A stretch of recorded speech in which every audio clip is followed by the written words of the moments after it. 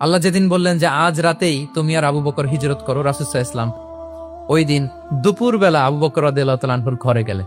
তিনি কখনো দুপুরবেলা বেরোন না, তিনি কখনো মাস্ক পরে বেরোতেন না। সেদিন তিনি মাস্ক পরে বেরোলেন, খারাজা মুতাকান্নিয়ান, মুখ ঢেকে বেরোলেন। আবু বকর রাদিয়াল্লাহু তাআলা আনহুর ঘরে যেয়ে বলেন, আবু বকর আখরিজ মান ফিল বাইত, ঘরে যারা আছে বের করে দাও, প্রাইভেট আলাপ আছে। আবু বকর রাদিয়াল্লাহু তাআলা আনহু বললেন, ইয়া রাসূলুল্লাহ, আসমা আর আয়েশা একজন তো আপনার পরিবার আর একজন তার বোন, আমরাই তো, বলেন। রাসূল সাল্লাল্লাহু আলাইহি ওয়াসাল্লাম আশ্বস্ত বললেন যে আজ রাতেই আমরা হিজরত করব। আজ রাতেই। মক্কা থেকে মদিনা হচ্ছে উত্তর দিকে, কোন দিকে? আপার নর্থ। তিনি মক্কা থেকে মদিনায় হিজরত করবেন উত্তরে, কিন্তু তিনি বের হলেন দক্ষিণ দিক দিয়ে, শত্রুর চোখে ধুলি দেওয়ার জন্য। দেখেন, দিনের বেলা বেরোলেন না, রাতে বেরোলেন। দেখেন, একটার পর একটা প্রিকশন। দুপুরে বেরোলেন, চেহারা ঢেকে বেরোলেন, প্রাইভেসি মেনটেন করলেন। ডেস্টিনেশন এদিকে, বের হলেন এই দিক দিয়ে, সবার চোখের অন্তরালে তিনি বের হলেন।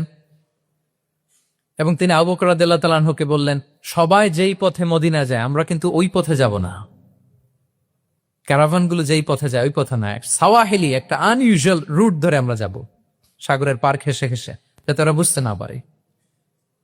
এই জন্য আবু বকর রাদিয়াল্লাহু তাআলা আনহু একজনকে ভাড়া করলেন, আব্দুল্লাহ ইবনে উরাইকেত নামে, যে আনইউজুয়াল রাউটটা চিনে, যে সাগরের পাশ ঘেঁষে চলে যাওয়া পথ দিয়ে মক্কা থেকে রাসূল সাল্লাল্লাহু আলাইহি ওয়াসাল্লামকে মদিনায় পৌঁছায়। দুইটা উট তিনি 2 মাস ধরে এটাকে নার্চারিং করে রাখলেন। 3 দিন আবু বকর রাদিয়াল্লাহু তাআলা আনহু এবং রাসূল সাল্লাল্লাহু আলাইহি ওয়াসাল্লাম গারে সাউরে অবস্থান করলেন 3 দিন, যাতে করে বুঝতে পারেন যে মক্কায় তাদের ব্যাপারে কি বলা হয়। এবং আবু বকর রাদিয়াল্লাহু তাআলা আনহুর ছোট্ট ছেলে আব্দুল্লাহকে অ্যাসাইন করা হলো যে, আব্দুল্লাহ, তুমি তো ছোট মানুষ, তুমি প্রতিদিন মক্কার বাজারে যেয়ে শুনবা যে আমাদের ব্যাপারে কুরাইশরা কি বলে। নিশ্চয়ই তারা তন্ন তন্ন হয়ে আমাদেরকে খুঁজবে, না পেয়ে ওরা কি কি পলিসি নেয় এটা এসে আমাদেরকে জানাবা। সুবহানাল্লাহ। ছোট্ট আব্দুল্লাহ মক্কার বাজারে কে কি বলে শুনে গোয়েন্দার মতো করে, স্পাইয়ের মতো করে সে তথ্যগুলো নিয়ে, খাবার নিয়ে গারে সাউরে প্রতিদিন ইনফরমেশন পাস করে আসতো, আবার খাবার দিয়ে আসতো।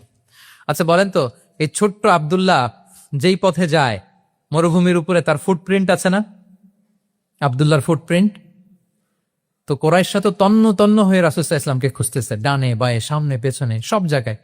তারা যদি আব্দুল্লাহর ছোট্ট পায়ের ছাপ পায় আর সেটাই যদি ফলো করে, তাহলে ডিরেক্টলি তারা কোথায় যেয়ে পৌঁছবে? রাসূল সাল্লাল্লাহু আলাইহি ওয়াসাল্লামের কাছে, গারে সাউরে। আল্লাহ রাসূল সাল্লাল্লাহু আলাইহি ওয়াসাল্লাম কি করলেন? আবু বকর রাদিয়াল্লাহু তাআলা আনহু কি করলেন? আমির ইবনে ফুহায়রা নামে আরেকটা লোককে অ্যাসাইন করলেন, যে 3 দিনের জন্য আব্দুল্লাহ যখন তথ্য নিয়ে খাবার দিয়ে চলে যাবে, আমির ইবনে ফুহায়রা, তোমার কাজ হচ্ছে যেই পথ দিয়ে আব্দুল্লাহ হেঁটেছে এই পথ দিয়ে তুমি আমাদের ছাগলগুলাকে একটু চড়াই দিবা। তাহলে ওখানে ওই বাচ্চার আর ফুটপ্রিন্ট থাকবে না, ওই ছাগলগুলোর পায়ের ছাপ থাকবে। অনেক লম্বা ঘটনা, এরকম একটার পর একটা প্রিকশন আল্লাহ রাসূল সাল্লাল্লাহু আলাইহি ওয়াসাল্লাম এবং আবু বকর রাদিয়াল্লাহু তাআলা আনহু ওনারা নিয়ে তারপরে হিজরতের পথে রওনা হয়েছেন। এবং যখন রওনা হয়েছেন, রাসূল সাল্লাল্লাহু আলাইহি ওয়াসাল্লাম ডানে বায়ে তাকান না, তিনি কোরআন তেলাওয়াত করছিলেন। হি ওয়াজ রিসাইটিং দ্য কোরআন, কারণ now he is in the state of তাওয়াক্কুল, এখন তিনি তাওয়াক্কুল করতেছেন। তাহলে বলেন তো, তাওয়াক্কুল কি শুরুতে না শেষে? তারপরে কতটা শেষে? আপনার চেষ্টা, আপনার তদবির, আপনার লবিং, আপনার এফর্ট, আপনার সাধ্যের নাগালে থাকা সবকিছু উজাড় করে দেওয়ার পরে আপনি বলবেন তাওয়াক্কালতু